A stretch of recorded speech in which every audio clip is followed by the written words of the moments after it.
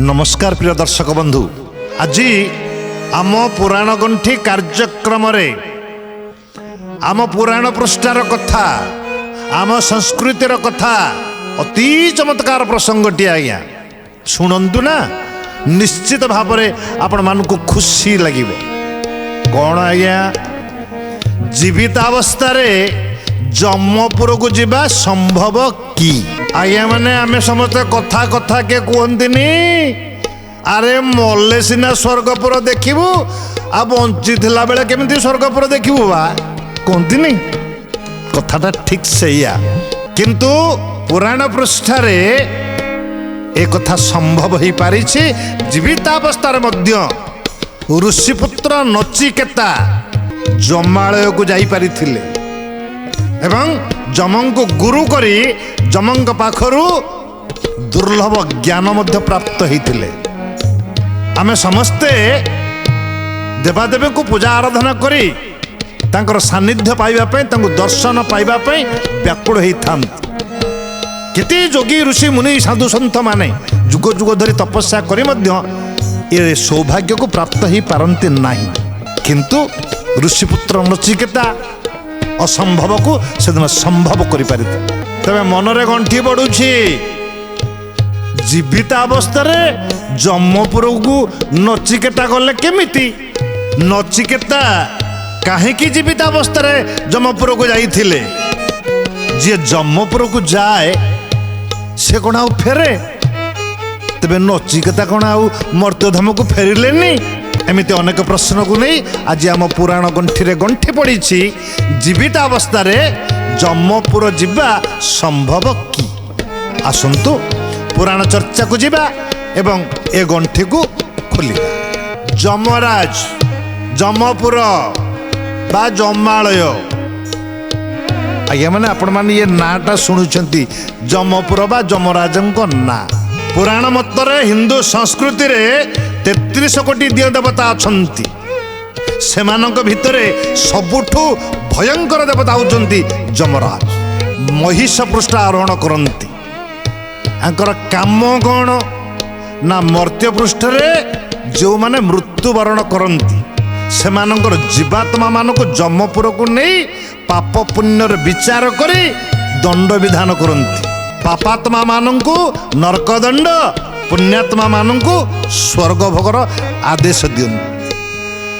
तांको निकटरे धनी दरिद्र बुढ़ा टोका किछि बारण नहीं। टीका गोविंद चंद्र आपण मानपा समस्ते जानिछंती सुनिछंती गांती आपण मान पदुटा मो कौन से पद?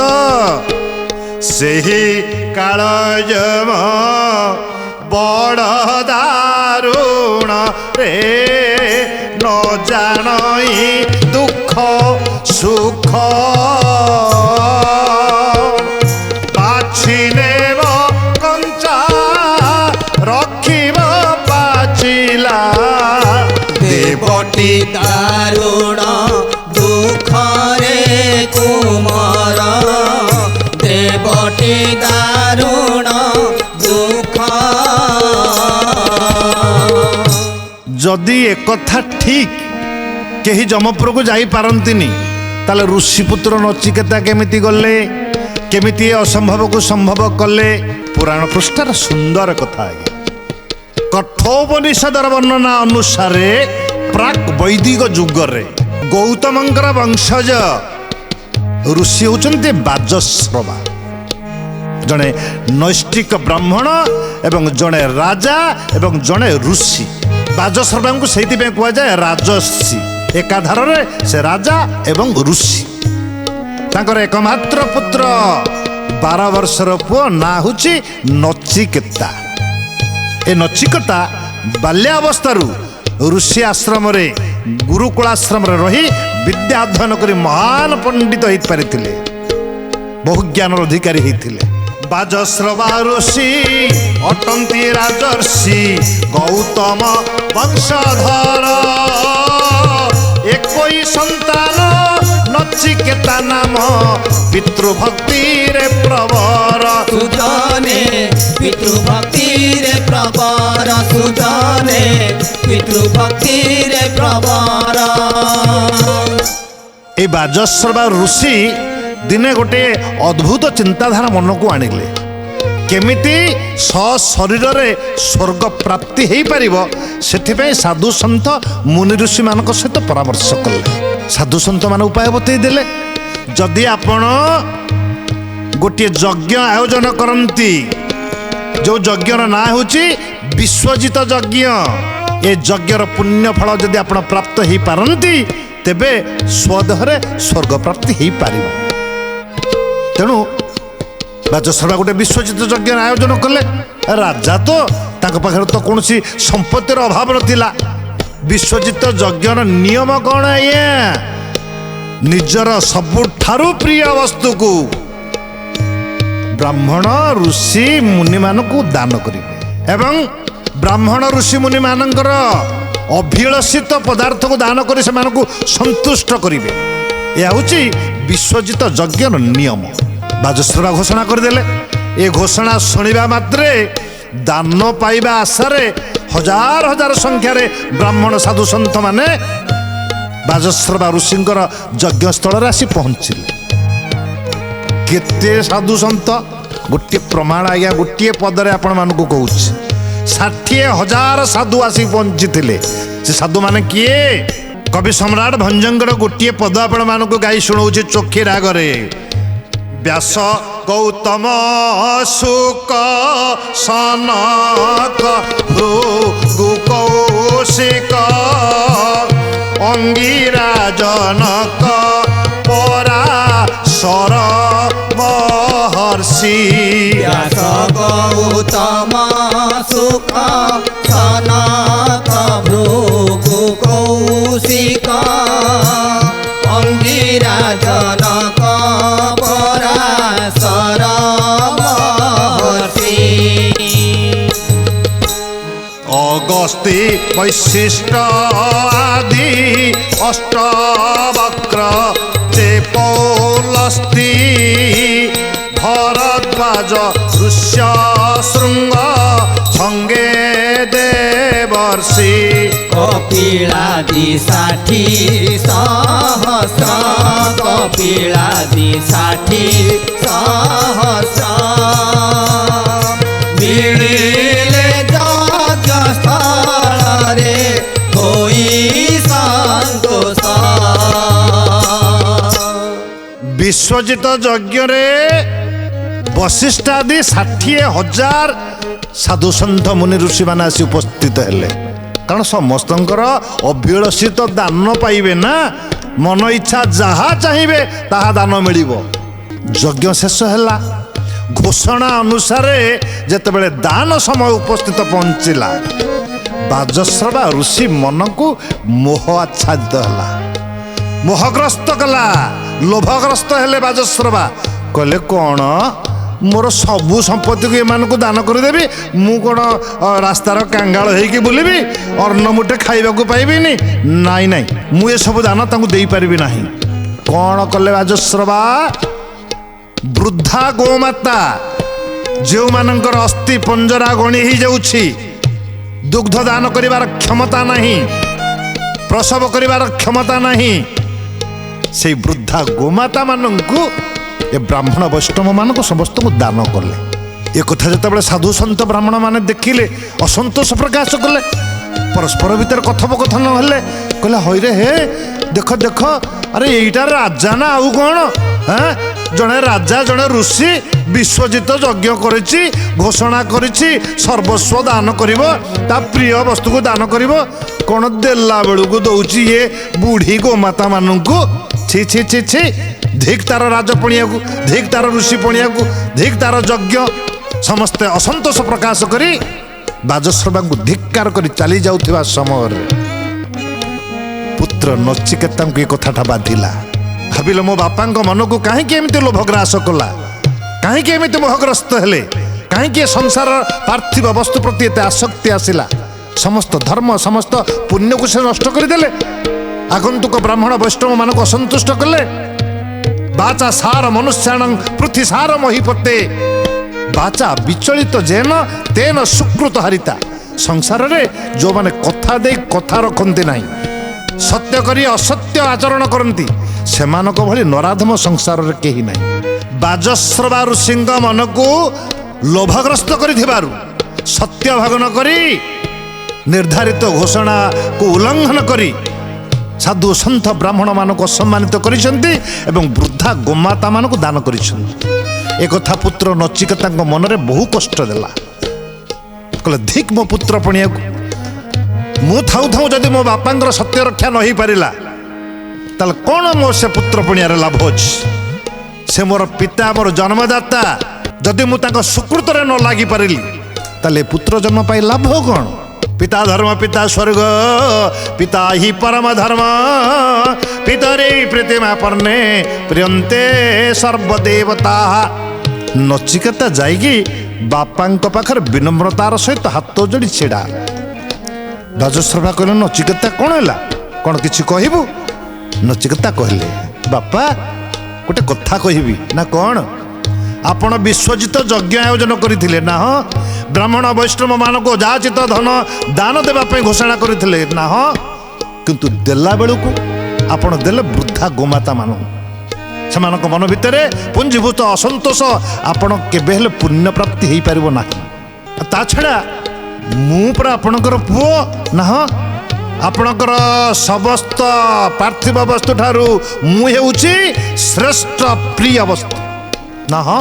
ନାସ୍ତି ପୁତ୍ର ସମଧନ, ନାସ୍ତି କନ୍ୟା ସମଦାନ, ନାସ୍ତି ଭାର୍ଯ୍ୟା ସମଧର୍ମ, ନାସ୍ତି ଦାନ ସମକର୍ମ। ପୁଅ ଠାରୁ ବଳି ବଡ଼ ଧନ ସଂସାରରେ କିଛି ନାହିଁ, ଝିଅ ଠାରୁ ବଳି ବଡ଼ ଦାନ ସଂସାରରେ କିଛି ନାହିଁ। ଆଜ୍ଞା। ତେଣୁ ନଚିକେତା କହିଲେ ବାପା ଗୋଟେ କଥା ପଚାରିବି ନା? କ'ଣ କହ? ଯଦି ମୁଁ ଆପଣଙ୍କର ସବୁଠାରୁ ପ୍ରିୟ ଧନ, ଘୋଷଣା ଅନୁସାରେ ଆପଣ ମୋତେ କାହାକୁ ଦାନ କରିଛନ୍ତି? ଚମକି ପଡ଼ିଲେ ବାଜଶ୍ରବା। କହିଲେ ନଚିକେତା ତୁ ଏ କଥା କାହିଁ ମୋତେ ପଚାରୁଛୁ? ନା ଆଉ ବିଶ୍ୱଜିତ ଯଜ୍ଞର ନିୟମ ପୁରା ନିଜର ସବୁଠାରୁ ବଡ଼ ପ୍ରିୟ ବସ୍ତୁକୁ ଦାନ କରିବା ପାଇଁ। ମୁଁ ତ ଆପଣଙ୍କର ପ୍ରିୟ, ମୋତେ କାହାକୁ ଦାନ କରିଛନ୍ତି କହୁନାହାନ୍ତି?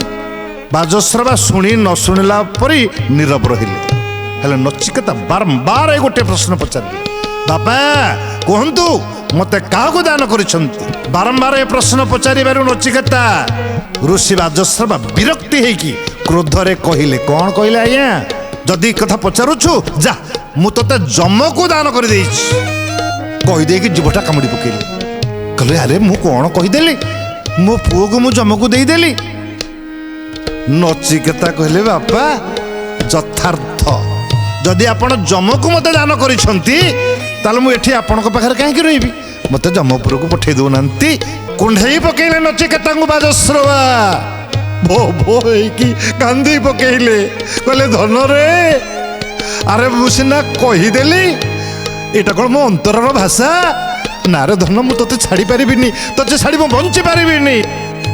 ନ କହ ରେ ଧନ ଏହି ବଚନ, ନ କହ ରେ ଧନ ଏହି ବଚନ, একই রবরা বিশি কেশন, পিতা হই পুত্র যমকু দেবী, তোতে ছাড়ি মুকি এ নচিকেতা, আরে তোতে ছাড়িব বঞ্চি পারিবিনি রে। নাহি আন গতি যমপুরে দিয় দান সম্পত্তি, নাহি আনে গতি। যেତେବେଳେ କ୍ରୋଧ ଶାନ୍ତ ହେଇଗଲା ବାଜଶ୍ରବାଙ୍କର, କହିଲେ ଧନରେ ତୁ ଏକଥା କହନା, ମୁଁ ତୋତେ ଛାଡ଼ି ବଞ୍ଚି ପାରିବିନି। ଏ ମୋ ମନର କଥା ନୁହେଁ, ମୁଁ କଥା ପ୍ରସଙ୍ଗରେ କହିଦେଲି। ନଚିକେତା ହାତ ଯୋଡ଼ିଲେ, କହିଲେ ବାପା ଆପଣ ପୁରା ଜ୍ଞାନୀ, ଆପଣ ପୁରା ବିଦ୍ୱାନ, ଆପଣ ପୁରା ଋଷି, କାହିଁକି ଏ ସଂସାର ପ୍ରତି ଆପଣଙ୍କର ଏ ଲୋଭ? ଏ ମର୍ତ୍ତ୍ୟ ଧାମରେ ଯିଏ ଜନ୍ମ ହେଇଛି ସେ ତ ଦିନେ ନା ଦିନେ ମରିବ ନା। ମୁଁ ଜନ୍ମ ହେଇଛି ଆପଣଙ୍କର ପୁଅ ହେଲେ ବି ମୁଁ କ'ଣ ସବୁଦିନେ ବଞ୍ଚି ରହିପାରିବି? ଭାଗବତ କହିନାହାନ୍ତି ଆଜ୍ଞା, ବୃକ୍ଷର ତଳେ ଯେହ୍ନେ ଆସି ଗୋବିନ୍ଦ, ପଥିକେ ବିଶ୍ରାମନ୍ତି ବସି ଗୋବିନ୍ଦ। ଗୋବିନ୍ଦ ଗୋବିନ୍ଦ ଗୋବିନ୍ଦ ଗୋବିନ୍ଦ, ପଦୁ ଗଳୁଛି ମକରନ୍ଦ ଗୋବିନ୍ଦ। ପୁଣି ଚଳନ୍ତି ଶ୍ରମ ସାରି ଗୋବିନ୍ଦ, ସେ ବୃକ୍ଷ ନୁହଁଇ କାହାରି ଗୋବିନ୍ଦ। ଗୋବିନ୍ଦ ଗୋବିନ୍ଦ ଗୋବିନ୍ଦ ଗୋବିନ୍ଦ, ପଦୁ ଗଳୁଛି ମକରନ୍ଦ ଗୋବିନ୍ଦ। ତେମନ୍ତ ଏ ମାୟା ସଂସାର ଗୋବିନ୍ଦ, କେ ପିତା କେ କାହାକୁ ମୋର ଗୋବିନ୍ଦ। ଗୋବିନ୍ଦ ଗୋବିନ୍ଦ ଗୋବିନ୍ଦ ଗୋବିନ୍ଦ, ପଦୁ ଗଳୁଛି ମକରନ୍ଦ ଗୋବିନ୍ଦ।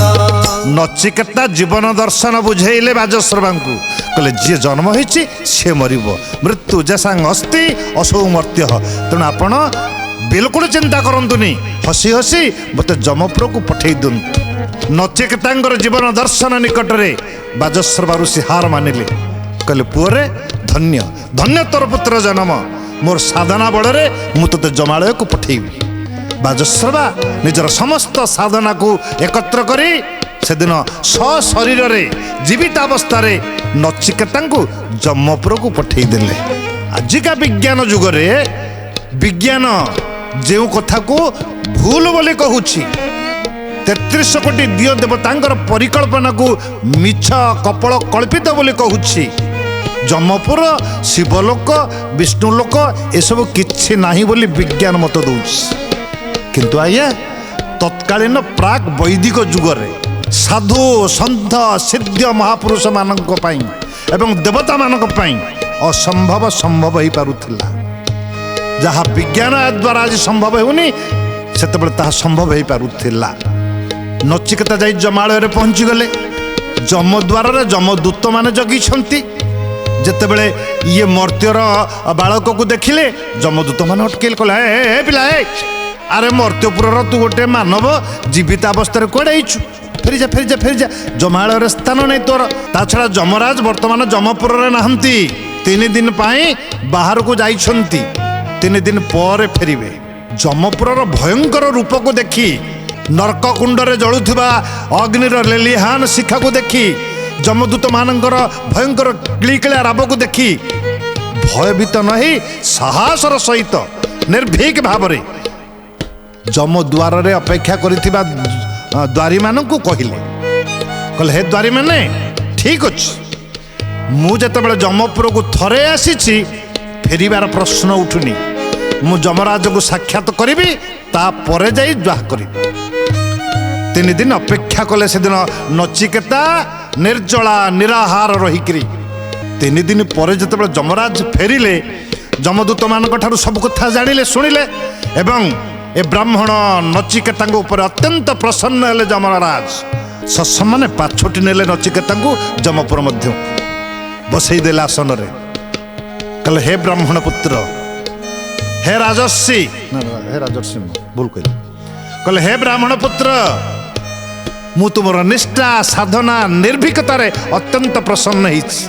ମର୍ତ୍ତ୍ୟଧାମରେ ଯିଏ ଆଜି ପର୍ଯ୍ୟନ୍ତ ଯାହା ସମ୍ଭବ ହେଇପାରିନଥିଲା, ତମେ ଆଜି ସମ୍ଭବ କରି ଦେଖେଇଛ।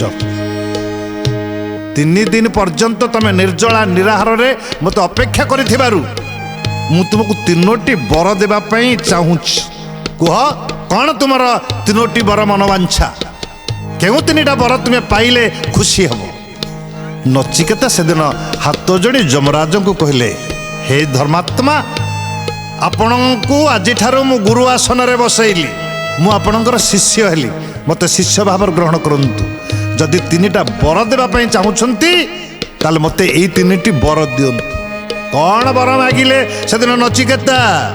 ଆହେ ଧର୍ମ ଦେବ ଶୁଣ ମୋହର ବଚନ, ରାଧେ ଗୋବିନ୍ଦ ଜୟ ଶ୍ରୀ ରାଧେ ଗୋବିନ୍ଦ। ପିତାଙ୍କର ଦାନ ମୋହି କରନ୍ତୁ ଗ୍ରହଣ, ହେ କରନ୍ତୁ ଗ୍ରହଣ, କରନ୍ତୁ ଗ୍ରହଣ।